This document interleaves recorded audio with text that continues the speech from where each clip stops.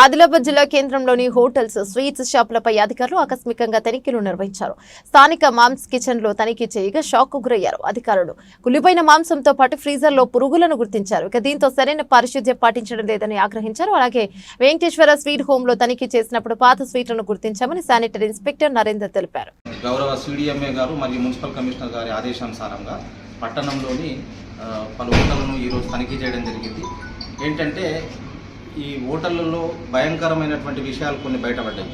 వీళ్ళు మెయింటైన్ చేసేటువంటి ఫ్రిడ్జ్ కానీ, తర్వాత కిచెన్లో బొద్దింకలు, తర్వాత ఇవి చాలా వరకు తిరుగుతున్నాయి. అందుకే హోటల్ యజమానులకు మేము తెలియజేసేది ఏంటంటే, దయచేసి మీరు పారిశుద్ధ్యాన్ని పాటించండి. పారిశుద్ధ్యాన్ని పాటించకపోతే అందులో ఈ బొద్దింకల వల్ల వీటి వల్ల మిక్స్ అయిపోయేసేసి ఆహారంలో కల్తీ జరిగి ప్రజలకు ఇబ్బందులు ఎదుర్కోవాల్సి వస్తుంది.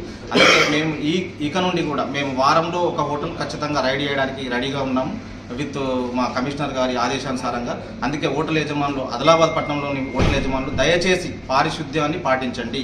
ఎందుకంటే ప్రజలతో చెలగాట మాడినట్టు ఉంటుంది. కాబట్టి ఎందుకంటే రిక్వెస్ట్ చేస్తున్నాము, దయచేసి పారిశుద్ధ్యం పాటించాలని కోరుతున్నాం.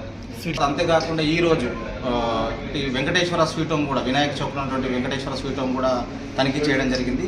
అందులో కూడా వాళ్ళు ఏదైతే పాత స్వీట్ ఉంటుందో ఆ పాత స్వీట్ను మిక్స్ చేయడం కోసమనో మరి దేనికోసమో ఫ్రిడ్జ్లో దాచిపెట్టి ఉంచారు. వాటిని కూడా మేము హ్యాండ్ ఓవర్ చేసుకోవడం జరిగింది.